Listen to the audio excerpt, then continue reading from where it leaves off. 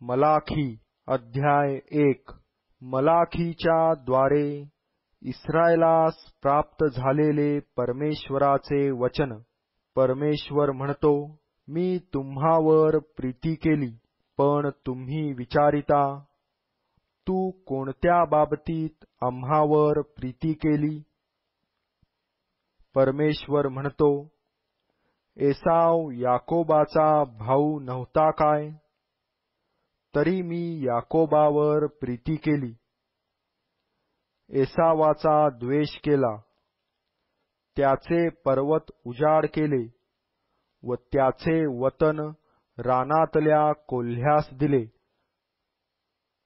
अदोम म्हणाला, आमची नासधूस झाली, तरी ओसाड झालेली स्थळे आम्ही पुन्हा बांधू. तर सेनाधीश परमेश्वर म्हणतो, ते बांधितील, पण मी पाडून टाकीन. आणि लोक त्यास दुष्टतेचा प्रदेश व परमेश्वर ज्यावर सदा रुष्ट आहे असे राष्ट्र म्हणतील. तुमचेच डोळे पाहतील व तुम्ही म्हणाल, इस्रायेलाच्या सीमेच्याही पलीकडे परमेश्वराचा महिमा होवो. मुलगा आपल्या बापाचा व चाकर आपल्या धन्याचा सन्मान करीतो. मी बाप आहे, तर माझा सन्मान कोठे आहे? मी धनी आहे, तर माझे भय कोठे आहे?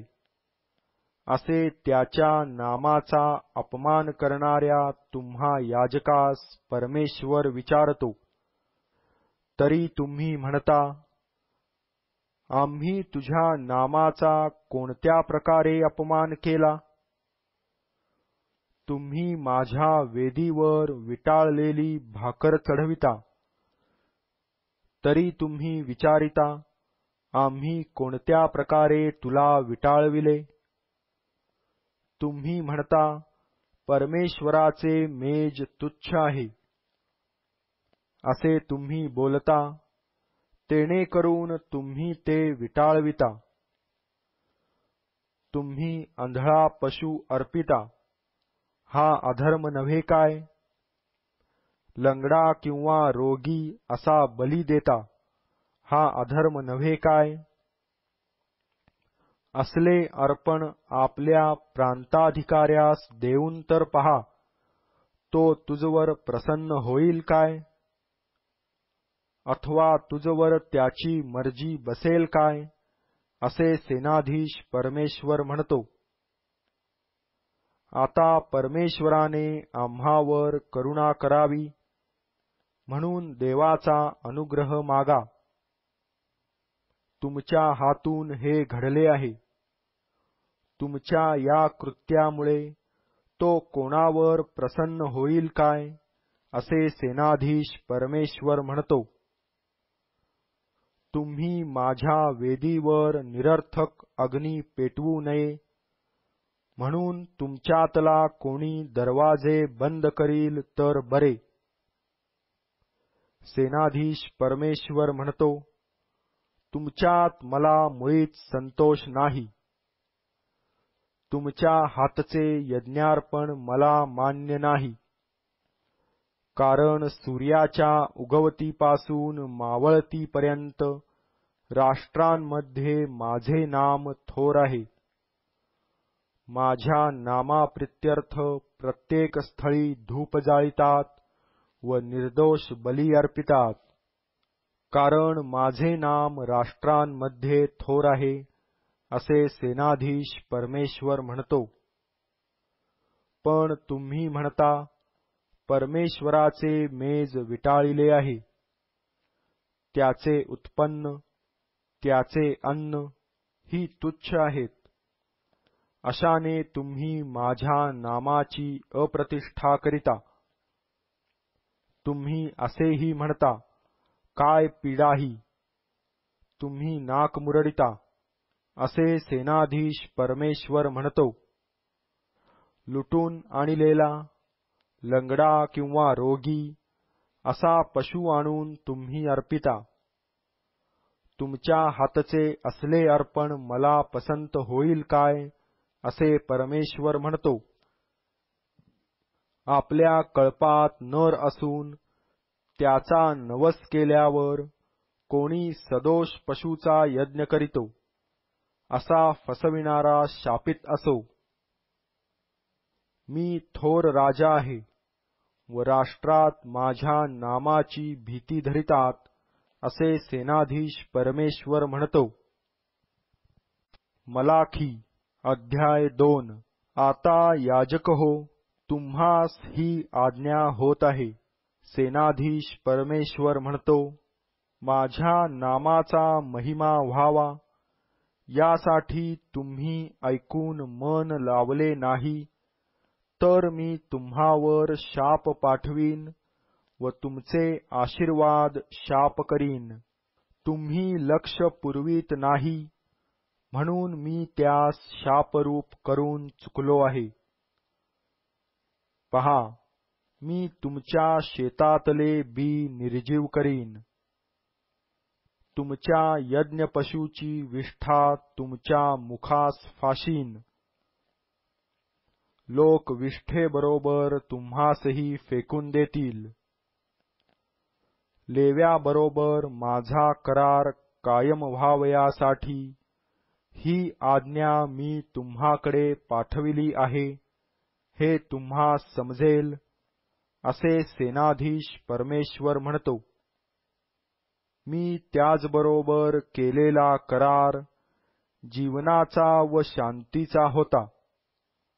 त्याने भय धरावे म्हणून मी ती त्यास दिली होती, आणि त्याला माझी भीती वाटली व माझ्या नामाचा त्याला धाक वाटला. त्याच्या मुखात सत्याचे धर्मशास्त्र होते. त्याच्या वाणीत कुटिलता आढळली नाही. तो माझ्याबरोबर शांतीने व सरळतेने वागला व त्याने बहुतास अधर्मापासून वळविले. कारण याजकाच्या वाणीच्या ठायी ज्ञान असावे.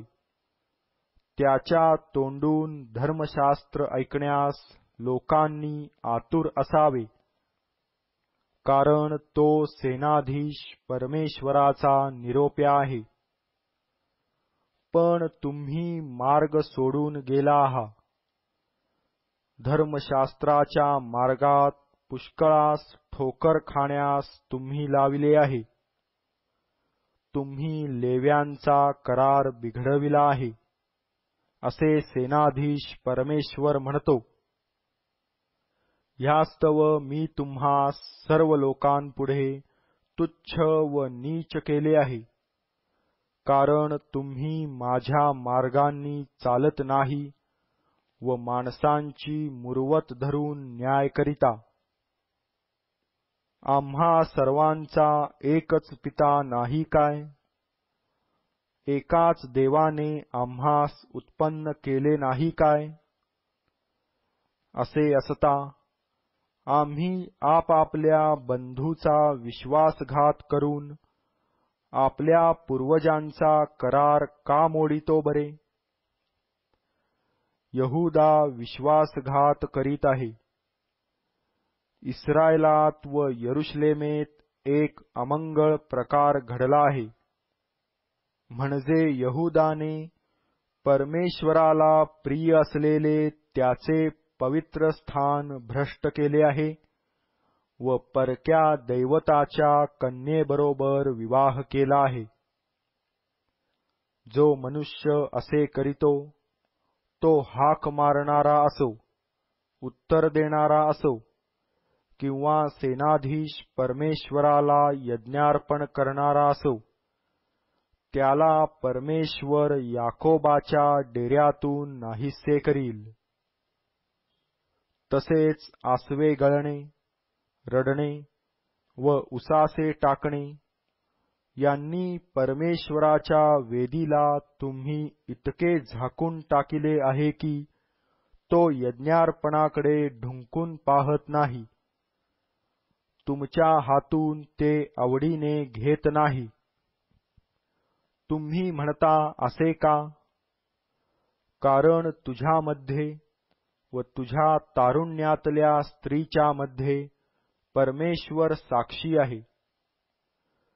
ती तर तुझी सहकारिणी व तुझी कराराची पत्नी असून तिजबरोबर विश्वासघाताने वर्तला आहेस. ज्याच्या ठायी आत्म्याचा थोडा तरी अंश आहे, अशा कोणीही असे कधी केले नाही.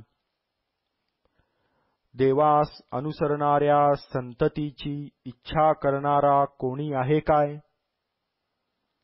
याकरिता आपल्या आत्म्याला जपावे व आपल्या तरुणपणाच्या पत्नीचा कोणी विश्वासघात करू नये. परमेश्वर इस्रायलाचा देव म्हणतो, मला सूटपत्राचा तिटकारा आहे. सेनाधीश परमेश्वर म्हणतो, जो आपल्या पत्नीबरोबर क्रूरतेने वागतो त्याचा मी द्वेष करीतो. तर तुम्ही आपल्या आत्म्यास जपा, विश्वासघाताने वागू नका. तुम्ही आपल्या भाषणाने परमेश्वरास कंटाळा आणला आहे, तरी तुम्ही म्हणता, आम्ही कशाने त्याला कंटाळा आणला? तुम्ही म्हणता, प्रत्येक दुष्कर्मी इसम परमेश्वराच्या दृष्टीने चांगला आहे व तो त्याच्या संबंधाने संतुष्ट असतो. नाही तर न्याय करणारा देव आहे कोठे? अशाने तुम्ही त्यास कंटाळा आणला आहे. मलाखी अध्याय 3. पहा, मज पुढे मार्ग तयार करण्यासाठी मी आपला निरोप्या पाठवितो. ज्या प्रभूला तुम्ही शोधिता तो एकाएकी आपल्या मंदिरात येईल. पहा, करार घेऊन येणाऱ्या निरोप्याची तुम्ही अपेक्षा करीत आहात, तो येत आहे, असे सेनाधीश परमेश्वर म्हणतो. त्याच्या आगमनाच्या दिवशी कोण निभावेल? तो प्रगट होईल तेव्हा कोण टिकेल? कारण तो धातू गाळणाऱ्याच्या अग्नीसारखा, परटाच्या खारासारखा आहे. रूपे गाळून शुद्ध करणाऱ्यासारखा तो बसेल व लेवीच्या वंशजास शुद्ध करील. त्यास सोन्या रुपयाप्रमाणे शुद्ध करील. मग ते धर्माने परमेश्वराला बली अर्पण करीतील.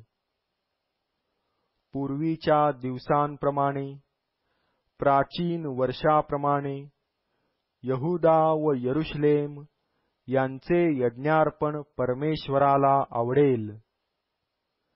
मी न्याय करावयाला तुम्हाकडे येईन आणि जादूगार, व्यभिचारी, खोटे साक्षी यांच्या विरुद्ध आणि मजुरांची मजुरी अडकवून ठेवणारे, विधवा व अनाथ याजवर जुलूम करणारे आणि मला न भिता परक्याला न्याय मिळू न देणारे यांच्या विरुद्ध साक्ष देण्याची त्वरा करीन, असे सेनाधीश परमेश्वर म्हणतो. कारण मी परमेश्वर बदलणारा नव्हे, म्हणून याकोब वंशज हो, तुम्ही नष्ट झाला नाही. तुमच्या पूर्वजांच्या दिवसांपासून माझे विधी तुम्ही मोडिले, ते पाळिले नाहीत. मजकडे वळा, म्हणजे मी तुम्हाकडे वळेन, असे सेनाधीश परमेश्वर म्हणतो. तुम्ही म्हणता, आम्ही कोणत्या बाबतीत वळावे? मनुष्य देवाला ठकविल काय? तुम्ही तर मला ठकविले आहे. असे असून तुम्ही म्हणता, आम्ही कोणत्या बाबतीत तुला ठकविले आहे? दशमांश व अर्पणे या संबंधाने तुम्ही शापाने शापग्रस्त आहात. कारण तुम्ही अवघ्या राष्ट्राने मला फसविले आहे. सेनाधीश परमेश्वर म्हणतो, माझ्या मंदिरात अन्न असावे म्हणून सगळा दशमांश तुम्ही भांडारात आणा, म्हणजे मी आकाश कपाटे उघडून जागा पुरणार नाही एवढा आशीर्वाद तुम्हाकरिता वर्षितो की नाही, याविषयी माझी प्रतीती पहा. तुमच्या भूमीच्या पिकाची नासाडी होऊ नये म्हणून ते खाऊन टाकणाऱ्यास मी तुम्हासाठी धमकावीन. तुमच्या बागेतील द्राक्षालतांचे फळ अकाली गळणार नाही, असे सेनाधीश परमेश्वर म्हणतो. सर्व राष्ट्रे तुम्हाला धन्य म्हणतील, कारण तुमची भूमी मनोरम होईल, असे सेनाधीश परमेश्वर म्हणतो. परमेश्वर म्हणतो, तुम्ही मजबरोबर कठोर भाषण केले आहे, तरी तुम्ही म्हणता, आम्ही तुझविरुद्ध काय बोललो? तुम्ही म्हणाला, देवाची सेवा करणे व्यर्थ आहे. त्याने आज्ञा पिल्याप्रमाणे आम्ही केले व सेनाधीश परमेश्वरापुढे आम्ही शोकवस्त्रे धारण करून चाललो, यापासून लाभ काय? आता आम्ही गर्विष्ठास सुखी म्हणतो. दुराचारी संपन्न झाले आहेत. त्यांनी देवाची परीक्षा पाहिली, तरी त्यांचा निभाव लागला आहे. तेव्हा परमेश्वराचे भय बाळगणारे एकमेकास बोलले. ते परमेश्वराने कान देऊन ऐकले व परमेश्वराचे भय धरणारे व त्याच्या नामाचे चिंतन करणारे यांची एक स्मरणवही त्याजसमोर लिहिण्यात आली. सेनाधीश परमेश्वर म्हणतो, मी नेमीन त्या दिवशी ते माझा खास निधी होतील. जसा कोणी आपली सेवा चाकरी करणाऱ्या पुत्रावर दया करीतो, तसा मी त्याजवर दया करीन. मग तुम्ही वळाल आणि धार्मिक व दुष्ट यांच्यातला आणि देवाची सेवा करणारा व सेवा न करणारा यांच्यातला भेद तुम्हाला कळेल. मलाखी अध्याय 4. पहा, भट्टीसारखा तप्त दिवस येत आहे. सर्व गर्विष्ठ व सर्व दुराचारी धसकट बनतील. तो येणारा दिवस त्यास जाळून टाकील. त्यांचे मूळ, फांदी वगैरे काहीच राहू देणार नाही, असे सेनाधीश परमेश्वर म्हणतो. पण तुम्ही जे माझ्या नामाचे भय धरणारे, त्या तुम्हावर न्यायत्वाचा सूर्य उदय पावेल. त्याच्या पंखांच्या ठायी आरोग्य असेल. तुम्ही गोठ्यातल्या वत्सांप्रमाणे बाहेर पडून बागडाल. तुम्ही दुष्टास तुडवाल. कारण मी हे करीन, त्या दिवशी ते तुमच्या पायांच्या तळव्यांखाली राखेप्रमाणे होतील, असे सेनाधीश परमेश्वर म्हणतो. माझा सेवक मोशे याला सर्व इस्रायलासाठी म्हणून होरेबात मी दिलेले धर्मशास्त्र, म्हणजे अर्थात नियम व निर्णय यांचे स्मरण ठेवा.